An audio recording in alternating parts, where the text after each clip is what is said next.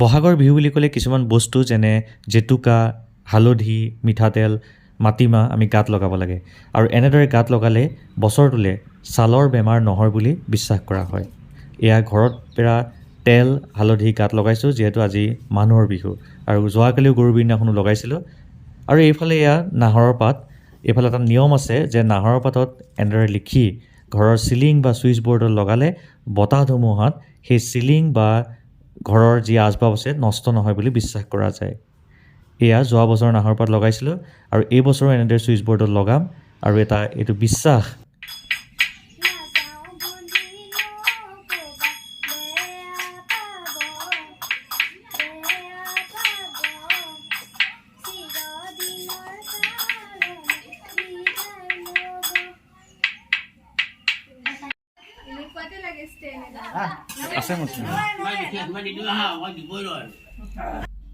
সন্ধিয়া হৈ আহিল আৰু ৰাতিৰ আন্ধাৰত পুৰণা ঘৰখন ৰাস্তাৰ পৰা এবাৰ আপোনালোকক দেখুৱাইছোঁ। আৰু যিহেতু আজি বিহু ঘৰৰ গোটেইখিনি পৰিয়াল গোট খাইছেহি আৰু এইটো আজিৰ কথা নহয়, বছৰ বছৰ ধৰি এই পৰম্পৰা চলি আহিছে আৰু আজিও চলিছে। আৰু সকলো ঘৰৰ মানুহ আহি আছে, গোটেইখিনি এতিয়ালৈ গোট খোৱাহি নাই, আহি আছে।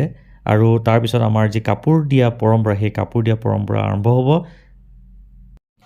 আৰু এইটো হৈছে পুৰণা ঘৰৰ সকলোতকৈ পুৰণা পাকঘৰ। সৰুৰ পৰা আমি এইটো পাকঘৰতে ভাত খাই ডাঙৰ দীঘল হৈছোঁ আৰু আজি সকলোৱে মিলিজুলি ইয়াতে ৰান্ধিছে আৰু এতিয়া কাপোৰ দিয়া পৰ্ব। আপোনালোকে চাওক ভিডিঅ'টো।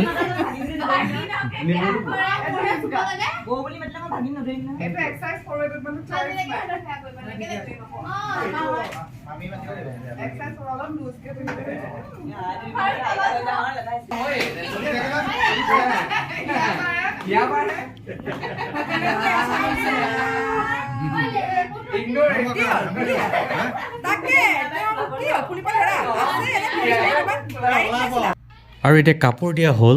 এতিয়া আমি সকলোকে সেৱা কৰিম, জ্যেষ্ঠজনক সেৱা কৰিম আৰু আপোনালোকে ভিডিঅ'টো চাই থাকক, এনজয় কৰক আৰু আমাৰ পৰম্পৰাখিনি উপভোগ কৰক।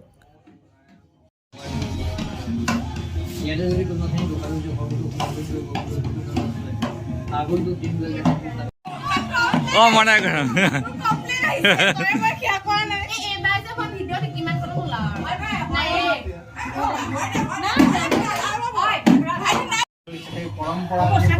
এই সেৱাৰ যি ফল প্ৰমাণ কৰি ভগৱন্তই পৰিয়ালৰ সকলোটিৰে আয়ুষত বিঘিনি শূন্য কৰি আৰু গ্ৰহটোক কালটোক দ্ৰব্য দোকানী সকলো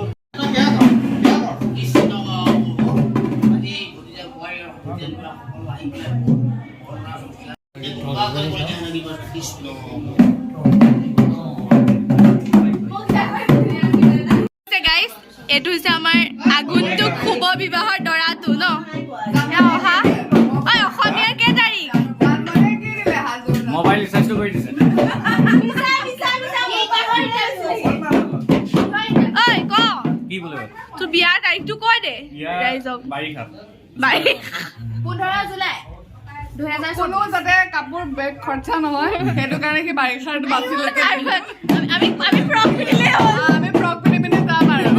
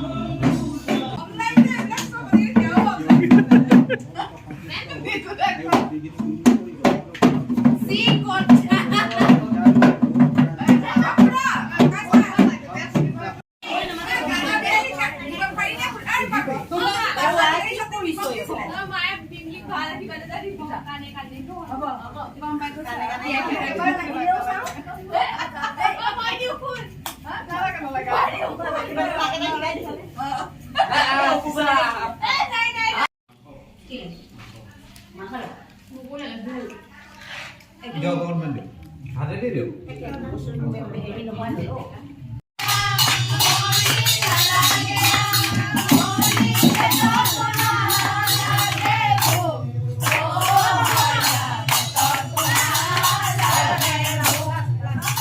চাকি